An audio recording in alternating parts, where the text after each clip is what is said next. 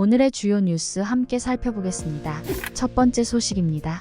최태원 SK 회장과 노소영 아트센터나비 관장의 이혼 소송 항소심에서 최 회장이 1조 3천여억 원의 재산 분할액과 위자료 20억 원을 지급하라는 판결이 내려졌습니다.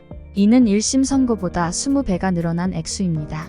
이번 소송의 쟁점은 재산 분할 액수였습니다.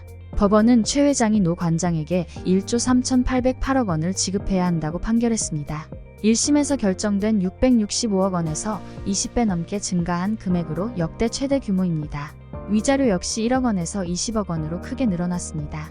항소심 재판부는 SK그룹의 가치 증가나 경영활동에 노 관장의 기여가 있었다고 판단했습니다. 특히 노소영 관장의 부친인 노태우 전 대통령의 이름이 여러 차례 언급되었습니다. 재판부는 1991년 노태우 전 대통령이 최 회장의 부친인 최종현 회장에게 상당한 자금을 지원했고 SK이동통신 사업 진출 과정에서 보호막 역할을 했다고 보았습니다. 재판부는 결과적으로 SK그룹의 성공적인 경영활동에 유무형적으로 도움을 줬다고 결론지었습니다. 또한 최 회장의 재산은 모두 분할 대상이라며 1심과 달리 최 회장이 보유한 주식회사 SK 지분도 분할 대상으로 삼았습니다. 재판부가 판단한 두 사람의 재산 총액은 4조 115억 원으로 최 회장이 65%, 노 관장이 35%의 비율로 분할되었습니다. 재판부는 1조 원이 넘는 재산 분할 액수를 최 회장이 노 관장에게 현금으로 지급하라고 명령했습니다. 다음 뉴스입니다. 가수 김호중 씨가 뺑소니 사고와 운전자 바꿔치기 혐의로 오늘 31일 오전 구속 상태로 검찰에 넘겨졌습니다.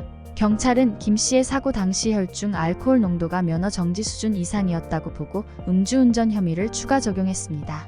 김호중 씨는 오늘 오전 8시쯤 서울 구치소로 가는 호송차에 타기 위해 서울 강남경찰서를 나왔습니다. 이는 지난 24일 구속된 뒤 일주일 만입니다. 경찰은 김 씨에게 음주운전 혐의를 추가로 적용해 검찰로 송치했습니다. 김 씨는 지난 9일 밤 서울 강남구에서 택시를 들이받고 달아났으며 사고 17시간이 지나서야 경찰에 출석했습니다.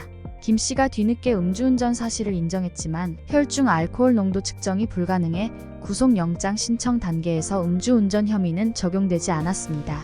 추가 수사를 통해 김 씨가 마신 술의 종류 등을 특정한 경찰은 사고 당시 김 씨의 혈중 알코올 농도가 면허 정지 수준인 0.03%를 넘었다고 판단했습니다. 체중과 시간 경과 등을 감안해 혈중 알코올 농도를 유추하는 위드마크 공식이 활용되었습니다.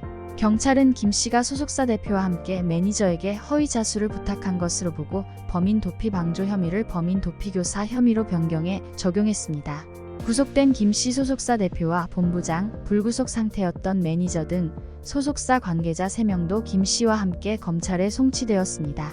허위 자수를 지시한 소속사 대표는 범인 도피교사 혐의가 적용됐고 사고 차량의 블랙박스 메모리 카드를 제거한 본부장은 증거인멸 혐의를 추가로 받고 있습니다. 김 씨 대신 경찰에 자수하려 했던 매니저는 음주 상태로 김 씨의 사고 차량을 운전한 정황이 드러나 음주운전 혐의가 추가되었습니다. 다음 뉴스입니다. 인공지능 시대의 최대 수혜주로 꼽히는 AI 칩 제조사 엔비디아가 테슬라를 제치고 국내 투자자들이 가장 많이 보유한 해외 주식으로 등극했습니다. 30일 한국예탁결제원 증권정보 포털에 따르면 28일 기준 국내 투자자들의 엔비디아 주식 보관 금액은 110억 7,690만 달러로 한화 15조 2천억 원으로 집계되었습니다.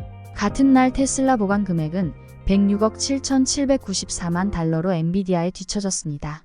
올해 약 5개월간 국내 투자자들은 테슬라를 11억 8,510만 달러, 엔비디아는 5억 1,599만 달러를 순매수 결제했습니다.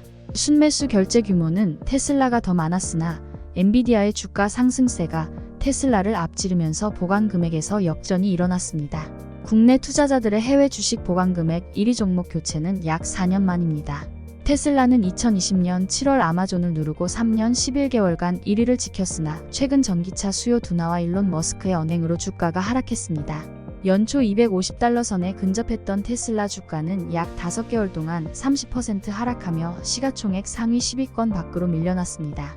반면 엔비디아는 생성형 AI 개발에 따른 AI 칩 수요 증가로 주가가 약 140% 급등했습니다. 엔비디아는 아마존과 사우디 아람코를 제치고 마이크로소프트와 애플에 이어 세계에서 시가총액이 3번째로 큰 기업이 되었습니다. 20일 발표한 1분기 실적과 액면 분할 소식 이후 주가는 계속 상승하여 29일에는 1148.25달러까지 올랐습니다. 다음 뉴스입니다.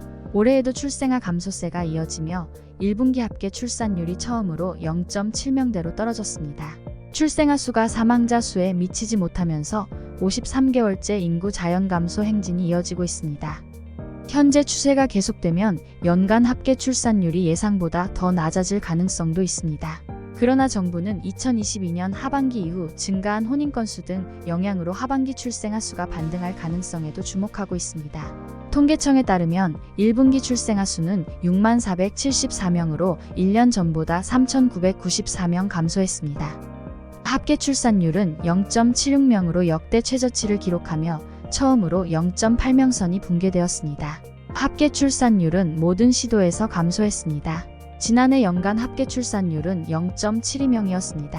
3월 인구 자연 감소는 11,491명으로 53개월째 이어졌습니다. 다음 뉴스입니다. 가족의 경제 수준에 따라 청소년들의 결혼 인식에 격차가 있는 것으로 조사됐습니다. 저소득 가정 청소년은 결혼을 하지 않아도 된다는 인식이 더 강했습니다. 여성가족부의 2023년 청소년 종합실태조사에 따르면 월 평균 가구 소득 200만원 이하 청소년의 69%가 결혼을 해야 한다는 질문에 그렇지 않다고 답했습니다. 월 소득 600만원 이상 가구의 청소년은 61.2%가 같은 답변을 했습니다.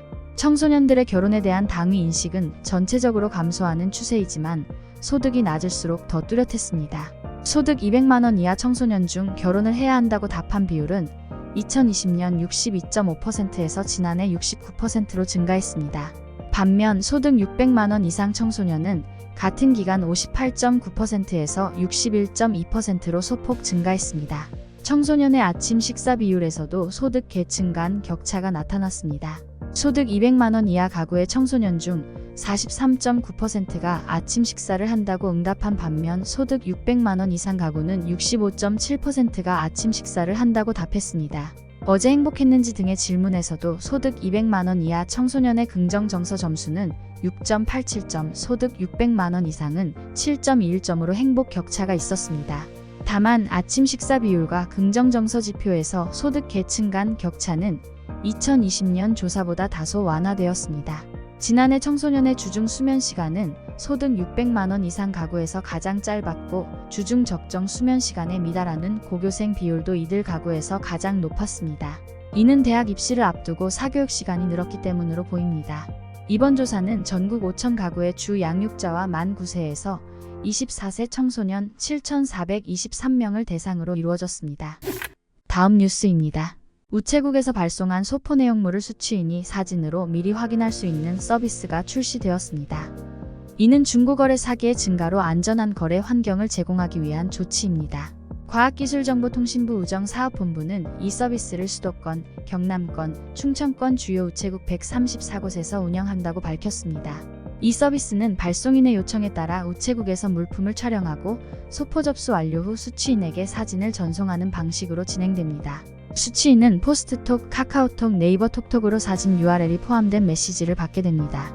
관련 앱이 없을 경우 SMS로 안내와 함께 사진 확인이 가능한 인터넷 우체국 주소를 전송받습니다. 소포 한 통당 사진 한 장만 전송 가능하며 이용 수수료는 1,000원입니다. 발송인은 사진 촬영된 소포 물품을 직접 재포장하고 이를 우체국 직원이 확인합니다.